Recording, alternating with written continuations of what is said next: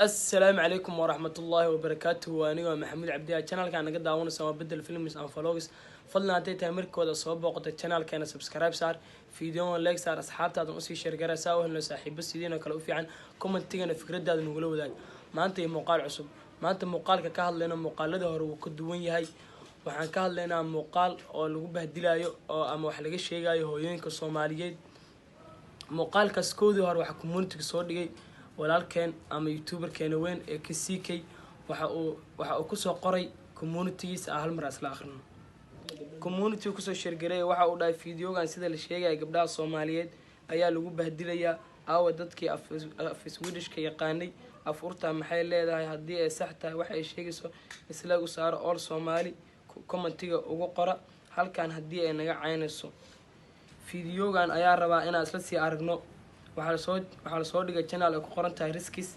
fiidiyogaana waxa uu yaalaa 1 week fiidiyogan iyo fiidiyada kale oo la soo dhigay channelkan fiidiyogaana ugu fiis badan fiidiyogaana waxa soo dhigay 1 week hor waxa ay like heshay 4.4k waxaana dislike heshay 10,000 oo dislike waxaan iga codsanaa fiidiyogan marka dhameysataan ama fiidiyogan soo socdo boos dhahada commentiga nigu soo share gareena fiidiyogaas booqda hadaan dislike saarin dislike soo saara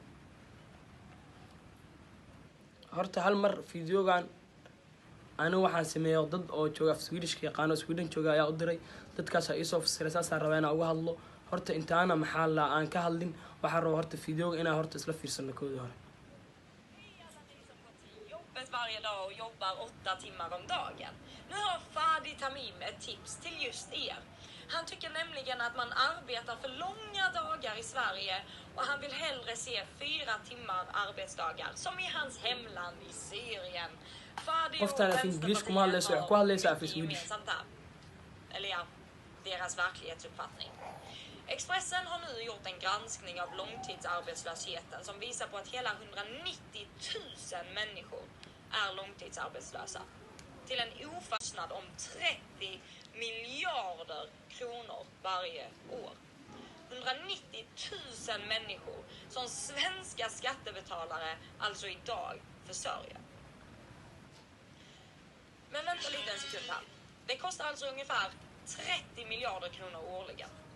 Samma summa på 30 miljarder årligen skulle exempelvis räcka till att ge Sveriges cirka 300 000 fattigpensionärer ungefär 8 000 kronor mer i månaden.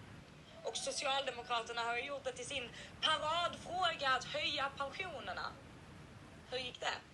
Jo, istället prioriteras pengarna till bland annat bidrag till sexbarnsmammor från Somalia som inte lärt sig svenska på 8 år.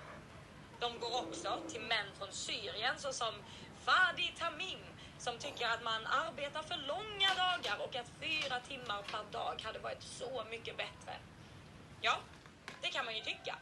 Vi andra får väl helt enkelt bara jobba 12 timmar arbetsdag då så slipper Fadi att överanstränga sig. Perfekt!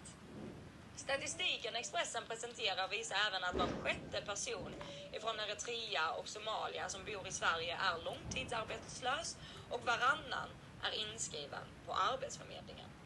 Expressen lyfter också en rapport från Entreprenörskapsforum som visar att knappt hälften av utrikesfödda kan uppnå självförsörjning efter 12 till 13 år. Knappt hälften. Samtidigt lyfter Expressen personer såsom Shukri Mohammed Hassan från Somalia som har waxay sheegtay magaca Soomaaliya Shukri Mohammed Hassan ee tir hal mar waxa isla akhrinaa fiidiyogan commentiyaashiisa waliba commentiyaasha ka soo bixin dadka Soomaalida Mimi gabadha Mimi ugu qoran tahay waxay tir Somali women are hero they are queens Soomaaliya dumarkooda waa boqortooyo tir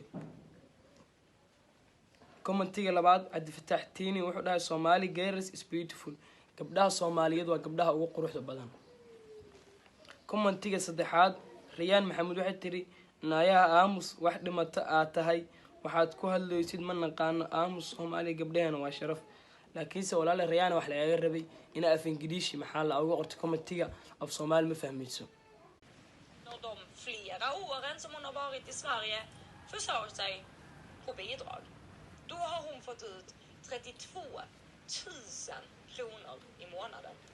Hon säger att Sverige är ett bra land. 32 000 kronor i månaden.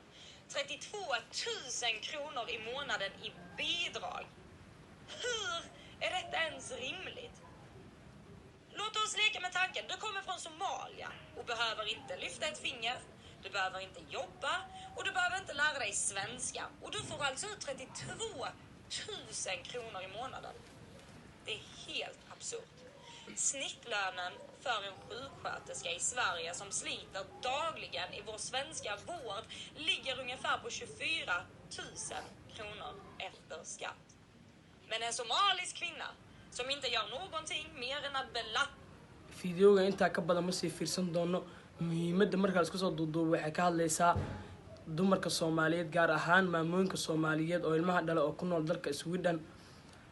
waxay leedahay maamooyinka Soomaaliyeed oo horta waxa jirta lacag la dhaho public garage dadka inta badan Yurub jooga way yaqaanaan waa lacagta lagu qaato lacagta cayda oo lagu qaato waliba oo ilmaha lagu qaato waay dadka Soomaaliyeed waa taqaanaa.